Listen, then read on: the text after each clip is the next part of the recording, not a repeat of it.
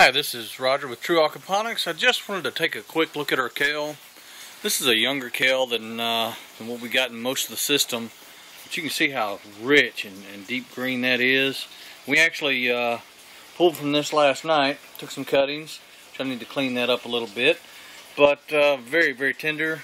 Not a bitter taste to it. It's kind of sweet. Not sweet like sugar, but a sweeter taste than most kale you get at the supermarket. This is one of our larger ones.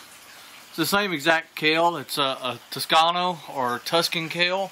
It's a dino leaf. Very, very good kale. Here's another one right here.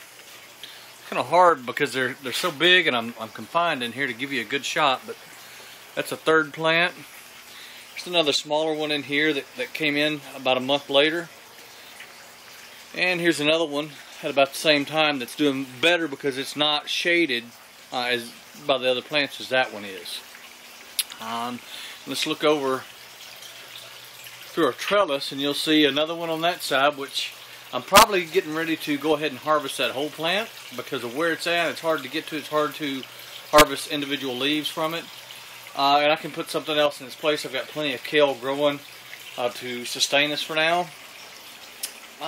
Let's see if I got another shot of anything else over here. Here's another baby that isn't doing as well because it's just not getting enough sun. But we're going to move things around and I may go ahead and harvest this, clear out this area. As you can see in the grow bed, there's a lot of area here that I could put something that would enjoy shade, such as a lettuce that would do much better than this poor kale does in that area. Our Swiss chard, folks, we pulled 2 leaves off the Swiss chard last night to go along with our kale. Amazing.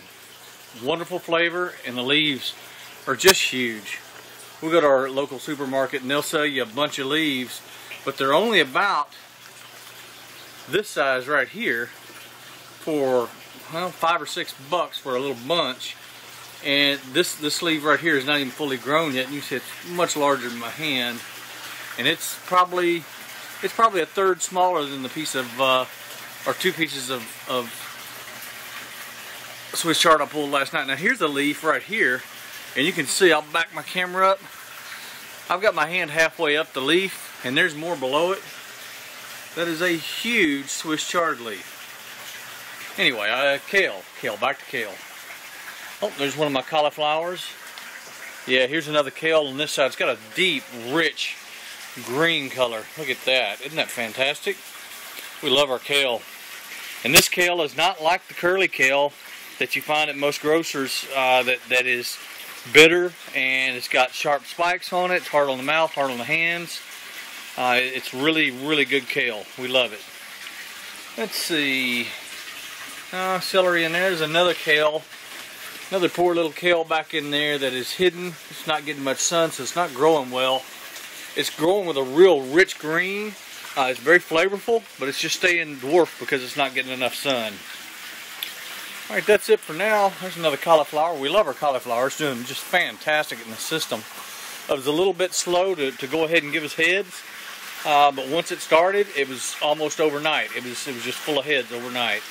And I'm noticing I'm having a bit of a caterpillar problem right now, just a green caterpillar. I'm pulling those off, and let me tell you, my fish are loving them. You can see we've got an iron deficiency. We're going to take care of that here shortly by adding some iron to our system.